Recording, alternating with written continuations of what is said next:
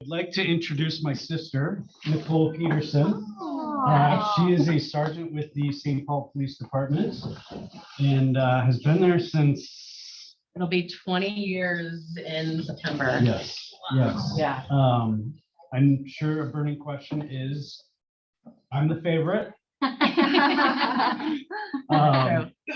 But yeah, she's done everything from patrol. She's spent a very long time in human trafficking and Not in human trafficking. Right. Investigating human trafficking. Just so we're clear. Yes. Just so we're clear.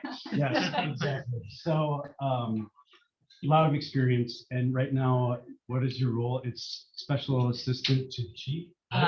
Yes, I'm the executive sergeant to our deputy chief of major crimes. Yes. So. So I bribed her to come in today, and she's going to talk a little bit about just what's going on in like the major, well, specifically St. Paul, and how we can just be aware, maybe some subtle safety tips, and answer really any questions. It's probably going to be about 50-50 presentation and then Q&A at the end. So for those of you joining via Zoom, don't hesitate to jump in as well. Take it away. Hi, everybody. So glad to be here. Troy is collecting donations at the end because he's got to buy me off in order to be here. So yeah. But no, I'm really happy to be here. As Troy said, I'm with St. Paul PD and have been there for almost 20 years now, which is just mind blowing. I've worked so I spent about 7 years on patrol, and that was primarily on the midnight shift in our Eastern District. So East St. Paul area. And then I got promoted to sergeant about 10 years ago, and mostly I've been in investigations, human trafficking, family violence, our special investigations unit.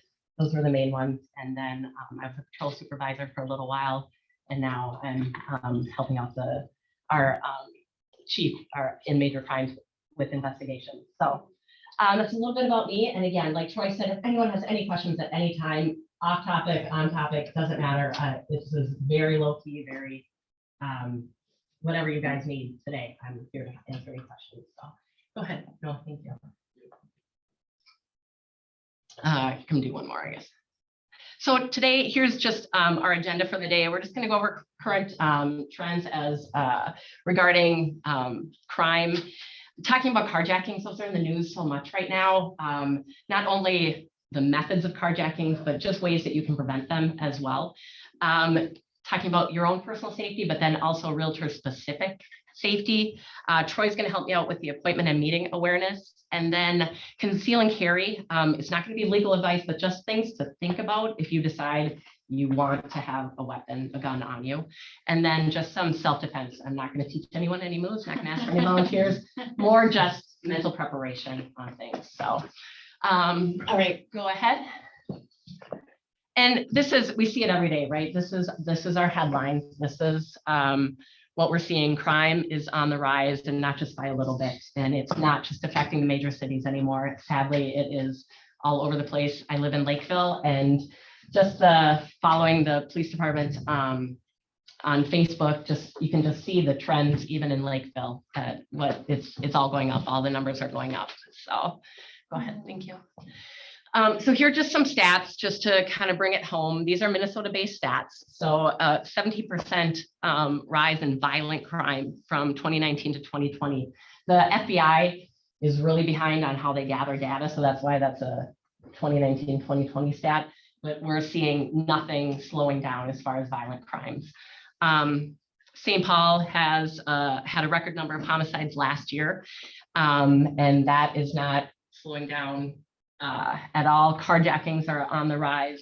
Minneapolis alone, 57% increase in carjackings. We were similar with that number. The good thing is carjackings have slowed down this year. They're not near as high as what they were last year specific. And the one stat that I was gonna, maybe I have that on the next one. I think I have that on the next one. Just regards to homicides.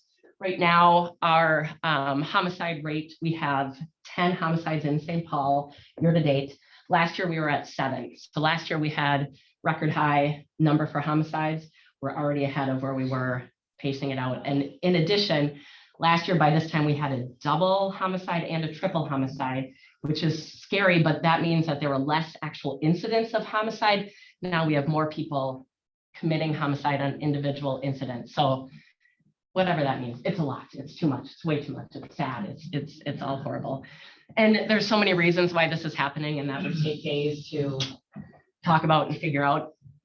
All that matters to us sitting here is that it affects how we do our day-to-day life now. You know, we don't feel as safe as what we used to, and now we have to be more aware of our surroundings. So go ahead. So carjackings. The scary thing I think about carjackings is that they aren't, you know, before when I started policing, they were taking cars to piece them out and sell the pieces. They're not doing that anymore. It's a bunch of juveniles that can easily get guns, and they are taking cars, not even high-end cars. They are taking them in an opportunity that they see, and then they're doing more violent crimes with them. They're going out and doing shootings. They're going out and robbing additional people. They're using they're carjacking this car to go carjack another car. It's all an adrenaline rush, and they're posting it on different social media platforms to, you know, to out violent crime, the other group that they're, you know, posting with.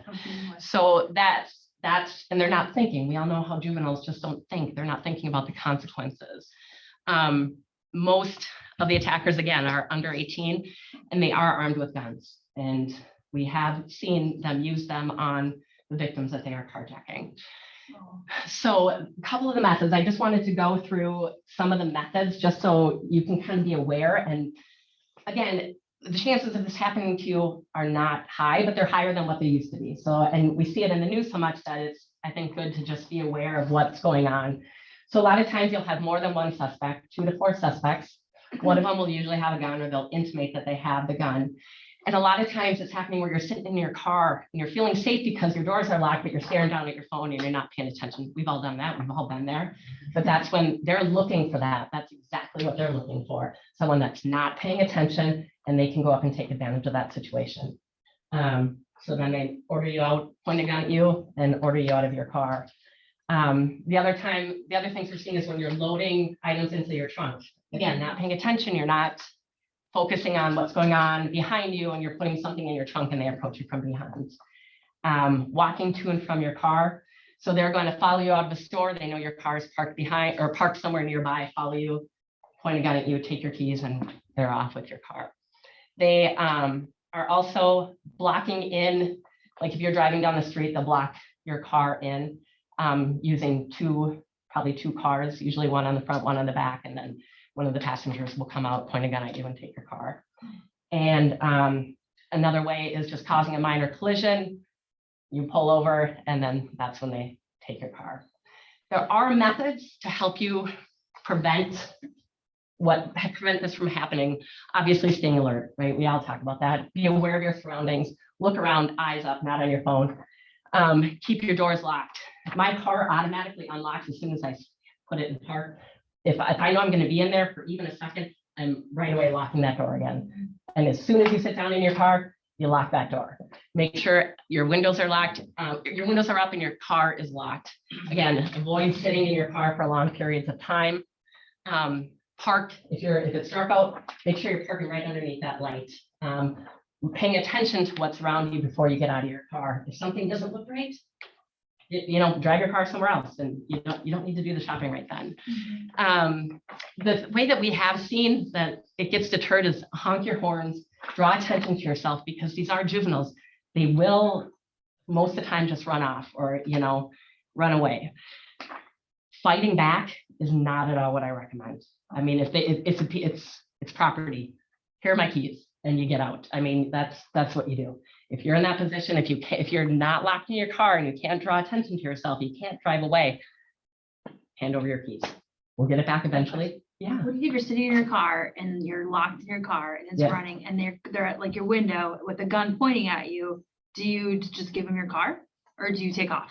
I'd probably give them my car, unless I can just drive forward. Like if putting in reverse, I mean, it depends on the steps that you have to take in order to do it. If you're going to put it in reverse, I would be honking your horn so that way their attention is drawn somewhere. So then you can do some type of evasive maneuver. But then also, if you're going to do that, if there's a gun pointed at your head and you're going to put your car in Yeah, reverse, they you might- duck your head, you move, so that way your head is not where they thought it was. Got it. You know, just to kind of evade. Oh, That's a lot Yeah, of pressure on our It execution. absolutely is. Yeah. Give me your car. Yeah. Yeah, and that's the thing. Yeah, No. give me your car. That's a really nice car. Yeah. Oh, my Tesla.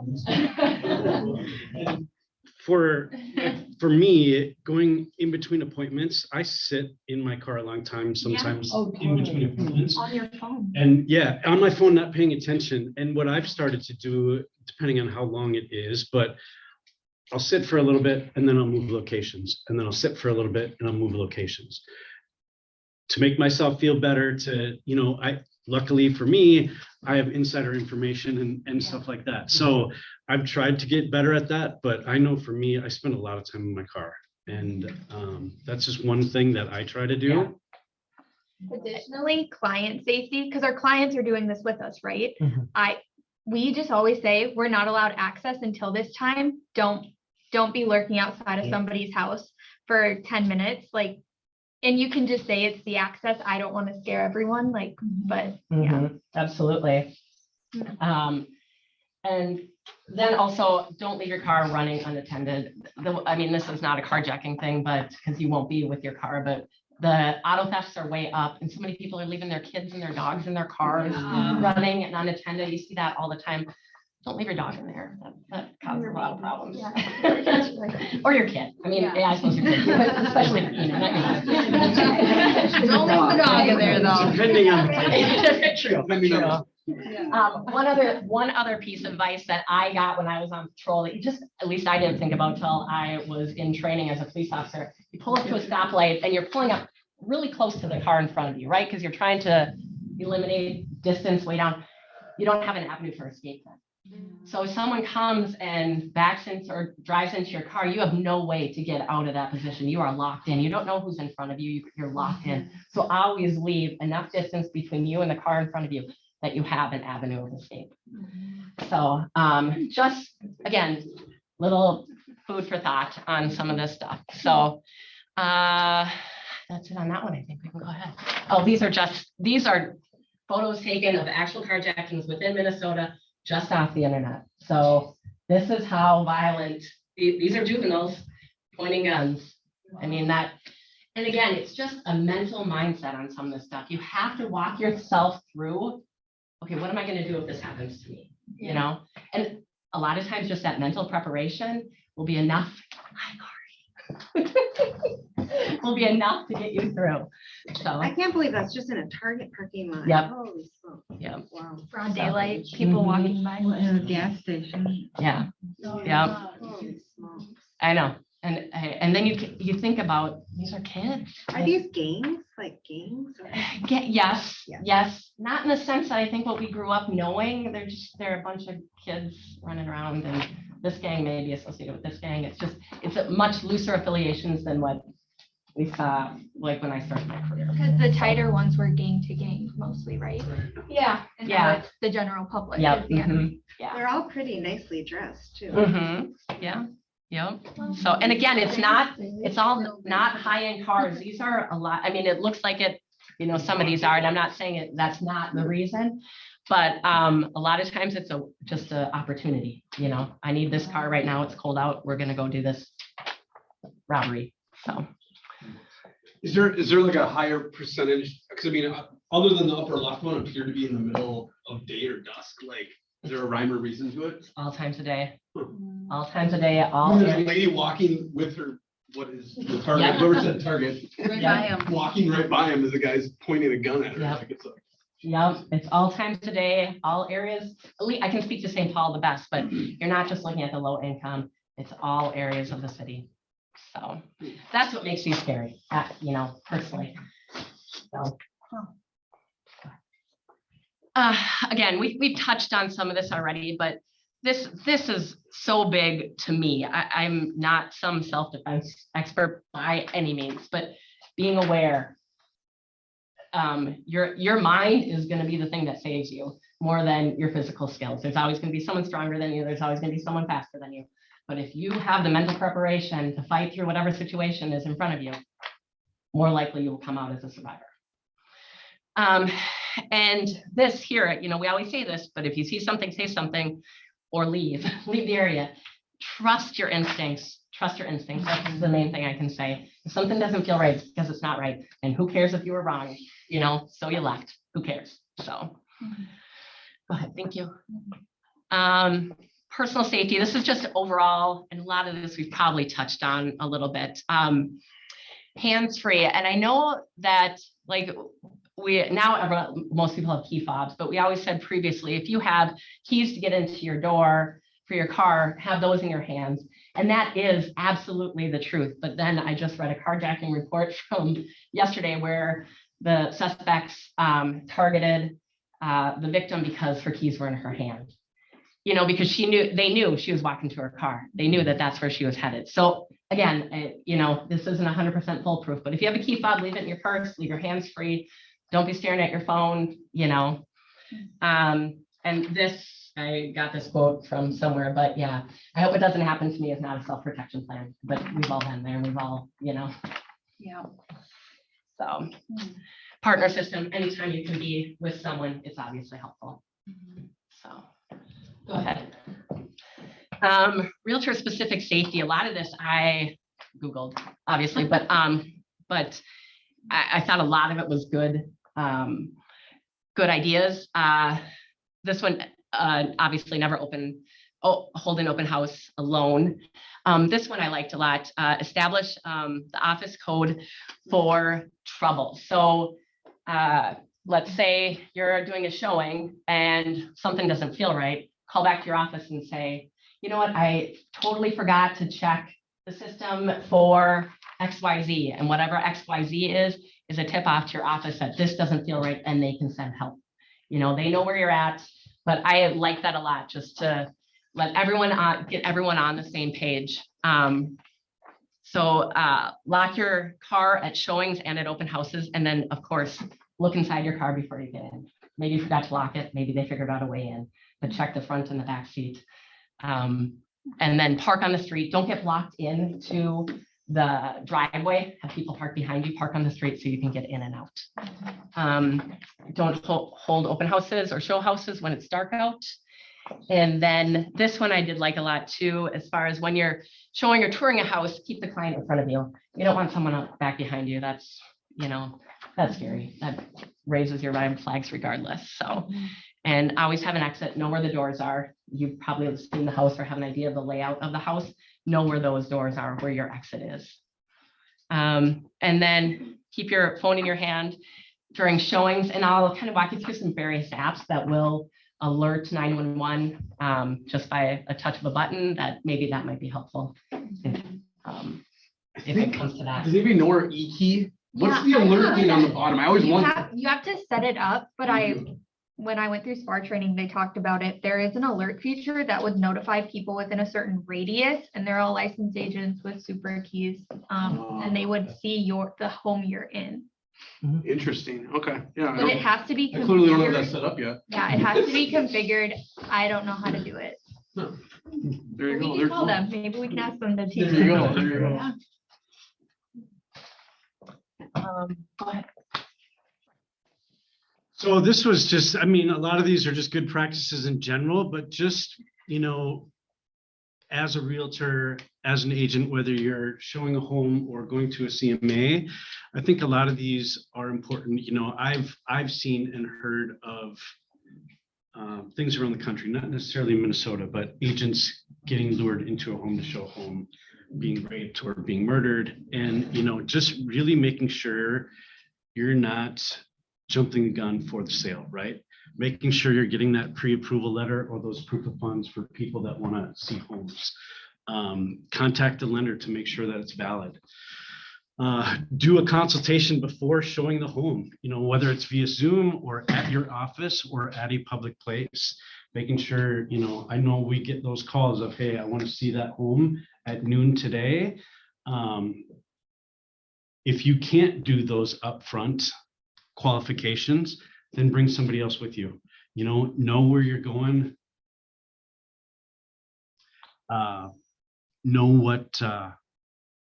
Know the type of person that you're talking to. Do they sound real? All those questions in your head that you're asking. Do you have that gut feeling like something's wrong? Bring somebody else with you, right? We used a script, Troy. Remember one of our scripts was, well, for safety reasons, and then we get into it. And like, if anybody objects to that, then that's kind of a red flag. Yes. know, Yeah, that's that's right. helpful too. Yeah, we did used to do that. We should probably start again. Right. And then same with the CMA for me, verifying the address matches the client's name, doing a two-step qualification in certain situations where your gut's telling you something's wrong via Zoom. Ask questions why they're selling, determine that motivation. Does it sound right? And then, if all else fails, Shelly and I have gone on CMAs together because either she didn't feel safe or we thought it would be best to go 2 people at a time. It's better to be safe than think like, hey, is this a waste of time going 2 people for one person's job? But there's too many scary stories out there that could happen. Yeah. Oh, go ahead. Sorry, I had a question about basements. I heard a horror story from a local agent last week about that. Like, oh, they make a point not to go into the basement with, not to Right. show the basement with someone. And there was something, they were like, oh, I couldn't get this window to close. Like, can you come down here and close it? It was very, very not good. Mhm. But does anybody like not show basements? I was in a house one time and I didn't go down in the basement because we went, it was a listing appointment and this guy, I thought he was on something and it was like I stayed very near the door and we're like, let's not go down there. So but- situation.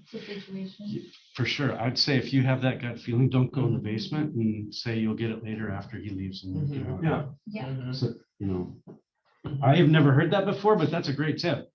And it was like a solo female agent. Yeah, Mhm. absolutely. Yeah.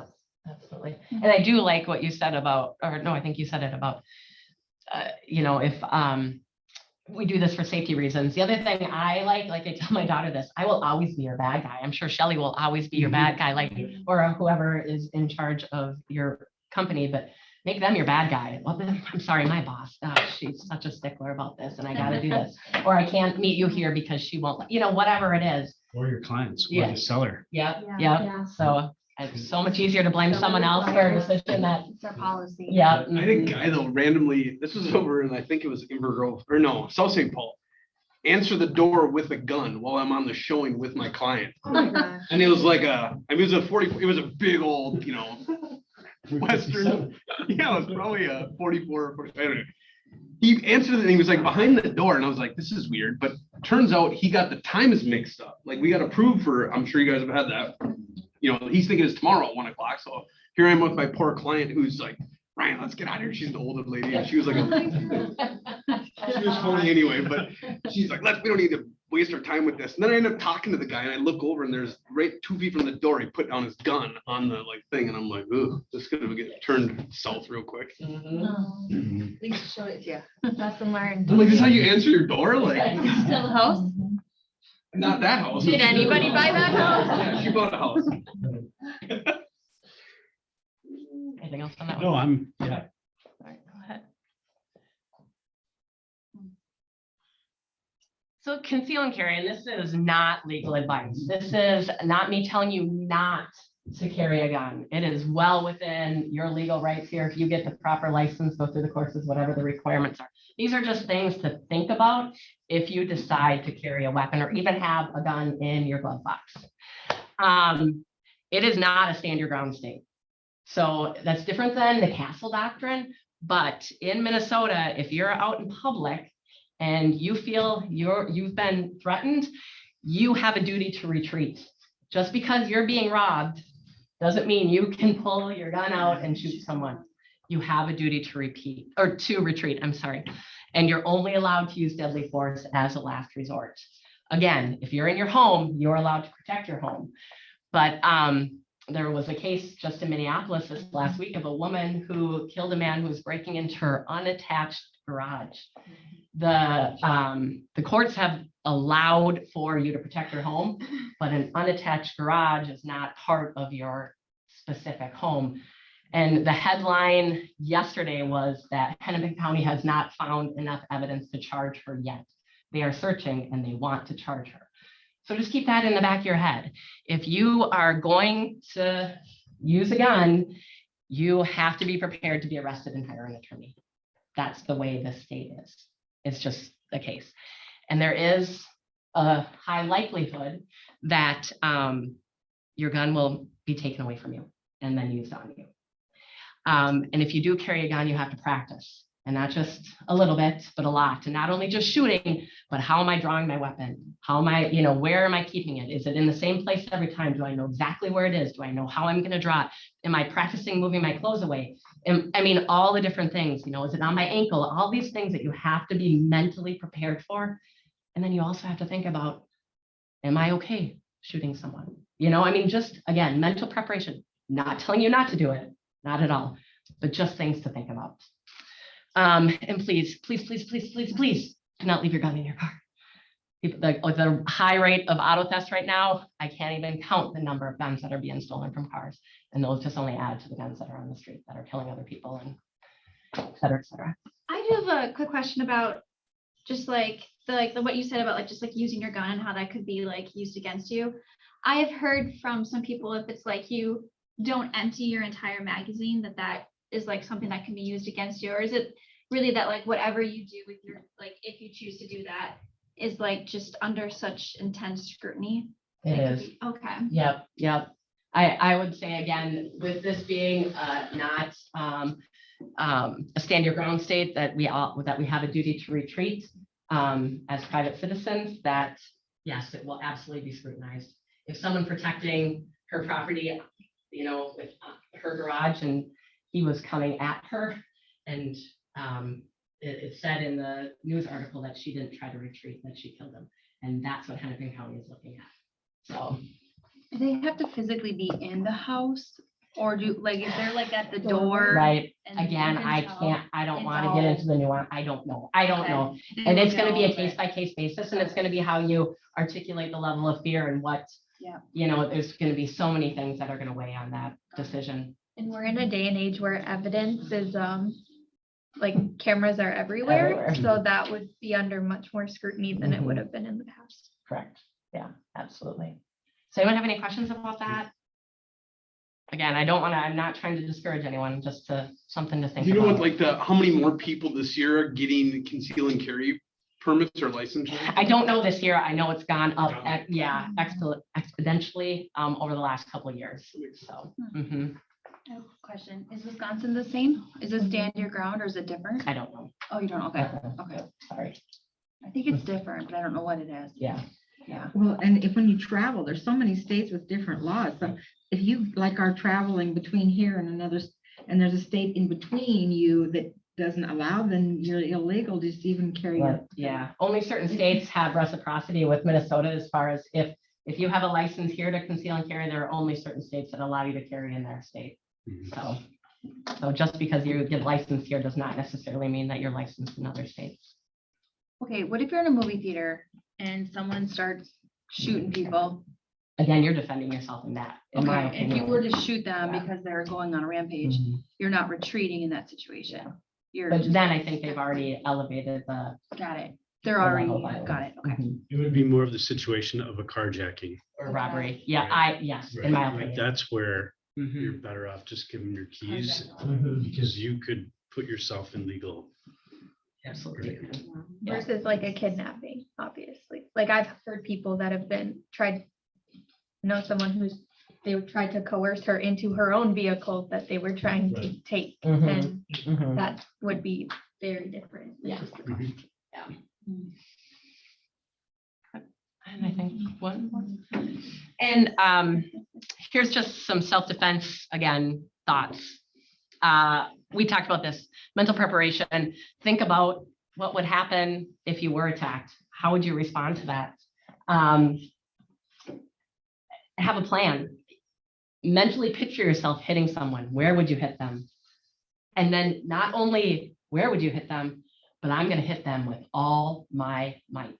If you're in a position where you feel the need to hit someone, you don't want to do it with 50% of your force. If you feel the need to get away from that person and you feel the need that you have to hit them, you need to hit them with all your force so you have time to get away. Especially your brother. Especially know their areas of weakness. I've identified all of his. Eyes, groin, throat, and hit in those areas of weakness with all your might. And realize where you're strong. As women, we're much stronger in our legs. You know, if I punch someone, it's not going to be near as impactful as if I kick them, knee them, elbow them, you know. And remember, hard on hard, that's not going to do anything. You know, that's not going to hurt them. That's going to hurt you, but that's not going to hurt them. So just different things to think about. Walk your brain through these scenarios. So that way, if it does happen, you're mentally prepared for it.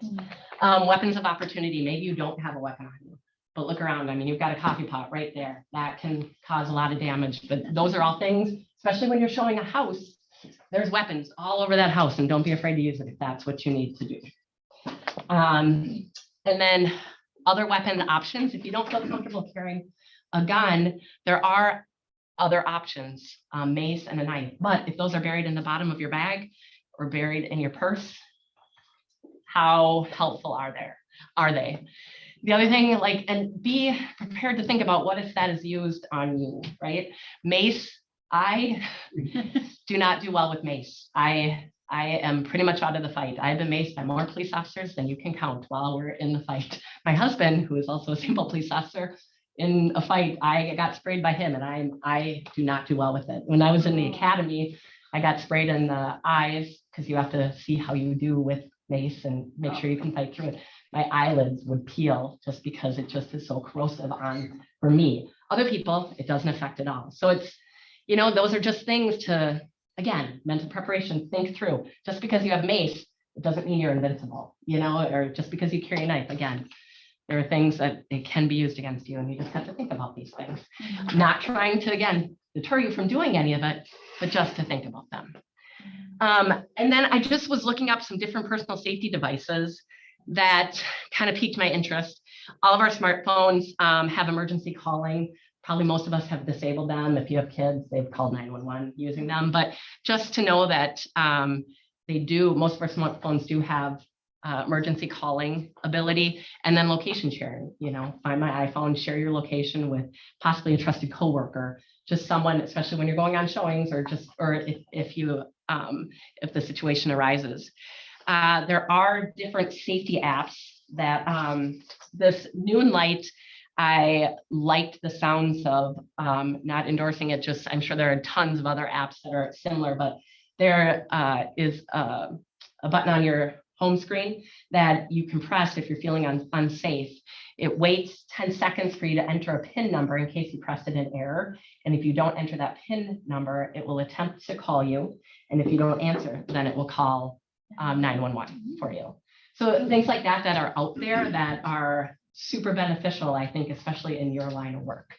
And then there's safety jewelry that is, it's not a tracking device, but they have something called a flare bracelet, which is it has an SOS button on the side that it will send out your GPS location to 5 of your chosen contacts, if you press that side button.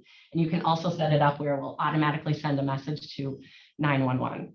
And you can also set it up so that if you need like a escape call, like, someone emergency calls you, you need to leave right now, you can set it up so it does that.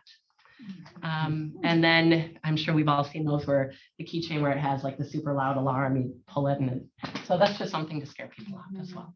So I think that was the last slide. We did have a comment in the chat Yeah. here. It's right here from Sammy, her husband, I believe, James. She just said he teaches a class, and there's an app called Legal Heat, which has all the state laws. Perfect. Going back to the conceal and carry. Perfect. Last slide. So it's called Perfect. Legal Heat if anyone's interested in Yep. that. The more knowledge, the better. Mhm. Anyone have any other questions? You know, when I do a listing, and if I have a client who has a knife block on the counter, I always tell them to make sure the knife block is hidden somewhere, put in a cupboard or during open house showings. Absolutely. Yeah, very good idea. I was just gonna ask, for some of the more seasoned agents in the room, like, if you have like a kind of a quick little tip like that, because like, one of the main ones that sticks out for me is like, always let the person who owns the house, like, lead the way down the stairs so that they don't come up behind you and push you. But like, and that's like always stuck in my head, but I didn't know if anybody else had like one that sticks out in their mind for them that is like a really good tip. That made me think of something. When you do walk into a home for the first time to meet with someone, do you ask like, oh, is there anybody else in this home? Like, is this everyone who's here right now? Mhm. Just because even if you do that, That's a good question. there could be somebody else there. And I know, like, my parents have adult children that have lived at home, Absolutely. so. Yep, absolutely. No, that's a great idea. I've just done the showing of the house where like people, I'll never forget this house and it butted up to Afton State Park and it was just creepy. And it was a dingy old house. And I met these two people there and I'm like, yeah, I could possibly get in a rough thing today. They just looked like not the people I was talking to on the phone. And I just let them, I just literally stood by the door and let them walk around the house. Mhm. And I made up some stupid excuse, I'm sure. But Yeah. I mean, Right? Yeah, I've already absolutely. seen it 100 times and I didn't need to see it again. And Mhm. go ahead, take a look around if you want to buy it. And they didn't, but. Mhm. Yeah. And do you want to continue to work with those type of people? If you know what I mean? Like You that. can call them back. Yeah, Out exactly. here. So you go ahead and do your thing. You know? Right. I have a So- question. If we're showing a house and there's, I've actually had this happen where there was like cocaine, like on a desk in the basement, Mhm. and it was like really awkward, and we didn't know if it was cocaine, but it looked like cocaine, and it was like, if we run into a situation where we find drugs or something really bad in a house, like, should we alert the police, local police, or what should we If you do? feel comfortable, I would. I know when I was in the human trafficking unit, we had a realtor call us saying that there was something not right, bars on all the windows, locks, it just, It felt. it felt wrong, and come to find out that, yes, it was trafficking going on out of that house. Really. So you guys see things that we are never, without a warrant, Yeah. able to go in and see. So absolutely, if you see something and you feel comfortable, please report it. So. Mhm. Yep. World stinks sometimes. Yeah. Mhm. Yeah. Anything else? There's an app that you can go on and check, like if you get somebody you don't know that wants to see a house, Mhm. there's an app to go in, and I know I'm also licensed in Nebraska, and that just came up recently, and I never put it in my phone. I can't remember what it is, but if I do, maybe I'll put it on our website or our Facebook thing. Yeah, do you guys, I have no idea, if you have a new client, or do you guys do any public record searches of them, just to kind of get a feel? Only if they come from Troy. Yeah. Very smart, very Right. smart, yeah. Right. Yeah, and I don't know, I mean, I know that there are a lot of open source information websites, a lot of them you have to pay for, but if you feel sketchy about someone. Is there like a public, that you guys use like a public database or some sort of judicial? There is, yeah, there is. If you've been convicted in the state of Minnesota, Minnesota has a public database for their criminal history. So you just have to Google Minnesota Public Criminal History. If you know Yeah. anyone in HR, they likely do that when they screen new employees. So they can tell you what it is. I was an administrative assistant with one. I don't know what she used. Yeah, but there are public websites for that. Mhm. But only only as a conviction. So if they're in the court process or it was dismissed, then you wouldn't be able to see that much of Got it, it. but. Yeah. Mhm. And if anyone's interested in that, I have a good friend that's one of our criminal analysts that she's amazing and can find things. And granted, we have access obviously to things that you can't, but she is very familiar with open source searches. So I could get her recommendation on like the top 5 websites just to search. Used to be good because you could plug a phone number into Facebook and yeah, but it doesn't allow you to do that anymore. But so to search by phone number. But. Any other questions? Is that information you could get? So that's something we could check out? Yep, I can get it to Troy and he can distribute it out, absolutely. That's not a bad idea. Mhm. For I sure. have a question, this might be silly, but what do you do, like, let's say you're running a showing. Is it pretty common to have people like theft from like a showing? Like that you're, I've had theft at an open house that I held. Oh, sure. That was interesting. But they had a tracker on her car and everything, so they knew I got a call from the police department afterwards, so they knew where she was at. I'm like, well, there was 2 agents in that not me, another agent happened to be showing the open house I was at. So there's 2 agents and there's probably 6 people, one of which was her. Would she steal? Jewelry. Yeah. I was gonna say, do you have Yeah. recommendations of things like, obviously, if you have a key bowl of all your keys, you should probably take that with you. But are there other I don't know. things? Yeah. I see like in closets, people have nice closets, they keep like jewelry and stuff there out, which I'm kind of like, why don't you put that All away? the shoes and We purses send go out- away. We send out tips on open house or showings, like putting everything away, and I can forward that out, but we send that out to every seller that we work with, Yeah, it'd be just to interesting make see. sure they're hiding their valuables and what is okay. to put And out maybe there. they're targeting for a later, Yeah. burglary too, Yeah. just to keep in mind for the clients that. Well, she had a good script. It was, I live down the road and my parents they couldn't make it to the open house and swing. I mean, that's how it was, but she was like, you would not expect her to be the one. Mhm. And she was the one. Of course, the one that makes eye contact has things to Yeah. say. Everyone else The has funny thing eye was, she contact. filled out her like info and it was really her info. Like, cause I asked her, and I go, what? Criminal. Legit. Yeah, that's why she's. They're not dead smart. Exactly, yeah. We should have not a criminal. Everything was legit. Focused on the one thing. I just like to think I was so good at scripts that I made her put in the right information.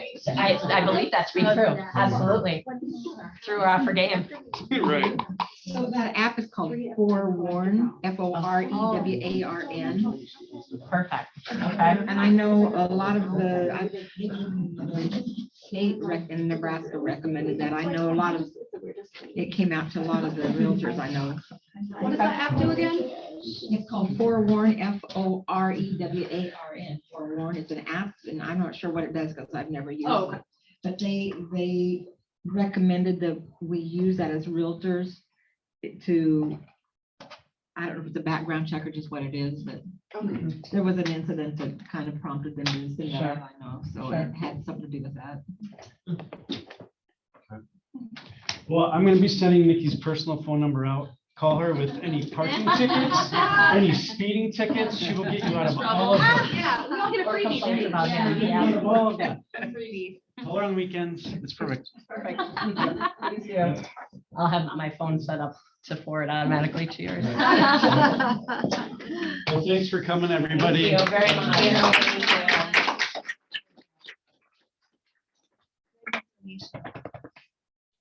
All right. Awesome. Very good. That was really good.